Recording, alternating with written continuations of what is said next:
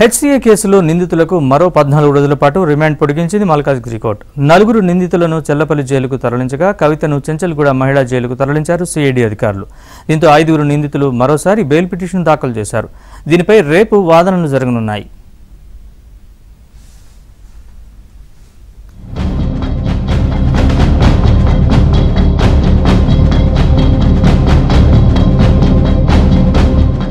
Hyderabad cricket association ఎన్నికలపై CID విచారణలో సంచలన విషయాలు వెలుగు చూస్తున్నాయి.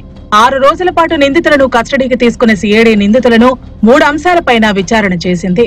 నిధుల గోల్మాల్, ఫోర్జరీ సంతకాలతో శ్రీచక్ర క్లబ్ ఏర్పాటు, ఐపీఎల్ టికెట్ల వ్యవహారంపై కూడా విచారణ చేశారు. 6 రోజుల విచారణలో ఉప్పల్ స్టేడియం, శ్రీచక్ర క్రికెట్ క్లబ్ లో సిఐడి సోదాలు చేసింది. ఇక జగన్మోహన్ రావు దొడ్డిదారిన హెచ్సీఏ అధ్యక్షుడిగా ఎన్నికైనట్లు గుర్తించింది. 23 ఇన్స్టిట్యూషన్స్ ఓట్లను అక్రమంగా వేయించుకున్నట్లు గుర్తించారు. గత హెచ్సీఏ ఎన్నికల్లో ఎవరెవరు ఓట్లు వేశారో వారిని విచారించేందుకు సిఐడి రంగం సిద్ధం చేస్తోంది. నకిలీ పత్రాలతో శ్రీచక్ర క్రికెట్ క్లబ్ ను ఏర్పాటు చేసి హెచ్సీఏ అధ్యక్షుడిగా ఎన్నికలకు పోటీ చేసినట్లు జగన్మోహన్ రావుపై ఆరోపణలు వచ్చాయి. గౌలీపుర క్రికెట్ క్లబ్ అధ్యక్షుడు సి కృష్ణ యాదవ్ సంతకాన్ని ఫోర్జరీ చేసినట్లు సిఐడి ఆధారాలు సేకరించింది. దీంతో కస్టడీలో జగన్మోహన్ రావును విచారణ జరిపి స్టేట్మెంట్ రికార్డు చేశారు.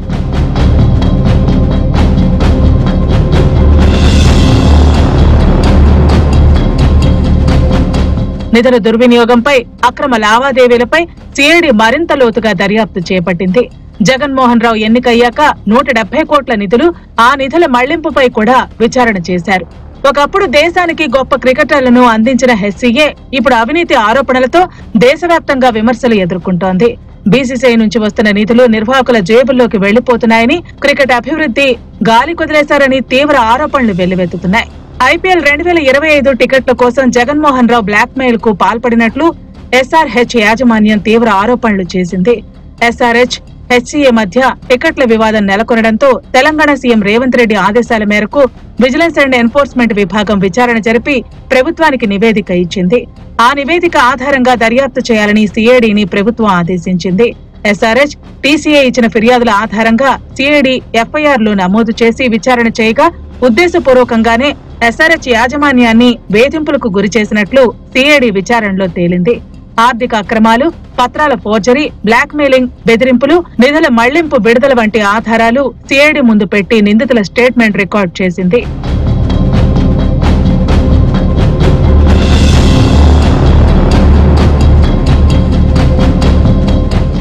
హెచ్సీఏ నిధులు అవకతవకల వ్యవహారంలో ఈడీ దూకుడు మీద ఉంది.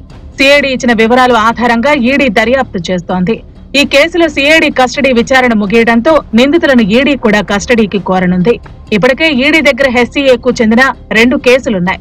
జగన్మోహన్ రావు వ్యవహారంతో పాటు బీసీసీఐ నిధుల దుర్వినియోగంపై ఈడీ విచారణ చేపట్టింది. కోట్ల రూపాయల నిధుల గల్లంతు, కాంట్రాక్ట్ ఇచ్చిన వ్యవహారంపై ఈడీ విచారణ చేపట్టనుంది. ఇప్పటికే హెచ్సీఏ అక్రమాల్లో 2024 మే కంటే ముందు రాజీవ్ గాంధీ ఇంటర్నేషనల్ క్రికెట్ స్టేడియంలో జరిగిన ఘటనలకు సంబంధించి తెలంగాణ క్రికెటర్ అసోసియేషన్ ప్రధాన కార్యదర్శి గురవారెడ్డి జూన్ 9న ఫిర్యాదు చేశారు. హెచ్సీఏ ఎన్నికల్లో నిలబడటానికి జగన్మోహన్ రావు అక్రమ ప్రవేశం పొందాడని ఫిర్యాదులో పేర్కొన్నారు.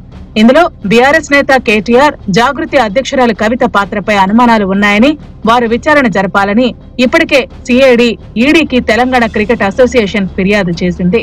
హెచ్సీఏ ఎన్నికల్లో బ్యూరోక్రాట్స్ ఓటింగ్ లో పాల్గొన్నారన్న టీసీఏ ఆరోపణలపై సిఐడి చీఫ్ స్పందించారు. పలు క్లబ్లు, వాటికి అనుసంధానంగా ఉన్న ఇన్స్టిట్యూషన్ రూల్స్ తెలియకుండా బ్యూరోక్రాట్స్ ఓటింగ్ పై ఆరోపణలు సరైంది కాదన్నారు సిఐడి అడిషనల్ డీజీ చారు సిన్హా.